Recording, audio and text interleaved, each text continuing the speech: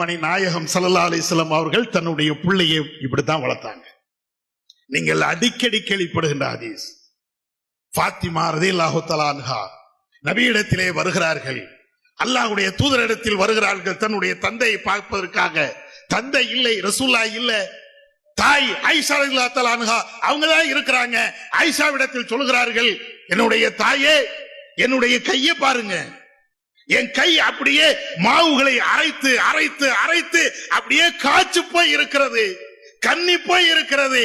நபி அவர்களிடத்துல எத்தனையோ அடிமை ஆட்கள் வருவார்கள், அதுல இருந்து எனக்கு வேலை செய்வதற்காக, என் வீட்டு வேலை செய்வதற்காக ஒரு ஆள் அனுப்புங்க. ஆயிஷா நாயகி தாய் அல்லவா, தாயுடைய அந்த குணம் அவங்கள்ட்ட இருக்கத்தானே செய்யும். தான் புள்ள படுகின்ற அந்த கஷ்டம், வேதனை, அவங்க கைய பார்த்துக்கிட்டு நான் கண்டிப்பா உங்களுடைய தகப்பனார் ரசூலுல்லாஹ் வரும்போது நான் சொல்லுவேன். ஃபாத்திமா போயிட்டாங்க, ரசூலுல்லாஹ் வராங்க. ரசூலுல்லாஹ் அவங்க வந்த உடனே ஆயிஷா நாயகி சொல்றாங்க, அல்லாஹ்வின் தூதரே, உங்க மக வந்தாங்க. ஃபாத்திமாவுடைய கையெல்லாம் பார்க்க சகிக்கல, அவ்வளவு வேதனை, அவ்வளவு கஷ்டப்படுறாங்க. மாப்பிள்ளை வீட்டுக்கு கட்டி கொடுத்தீங்களே, புள்ள அவ்வளவு கஷ்டப்படுறா. ஏதாவது ஒரு அடிமை இருந்தால், வீட்டுக்கு வேலை ஆட்கள் இருந்தால் கொஞ்சம் அனுப்பி வைங்களேன். ரசூலுல்லாஹ் ஆயிஷாட்ட ஒண்ணுமே பேசல, நேரா வராங்க, ஃபாத்திமாவுடைய வீட்டுக்கு வராங்க.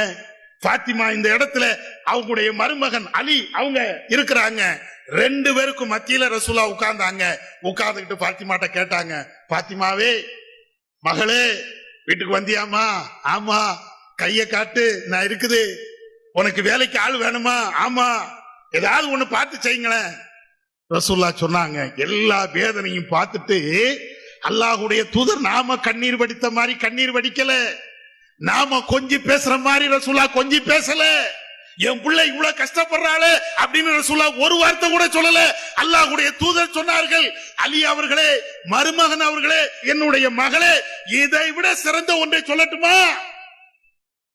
உனக்கு வேலைக்கு ஆளு வேணும் என்று நினைக்கிறாய, அதை விட சிறந்த ஒன்றை உனக்கு சொல்லட்டுமா? காலையிலையும் மாலையிலையும் இந்த திக்ரை சொல்லிட்டு போன்ட்டாங்க.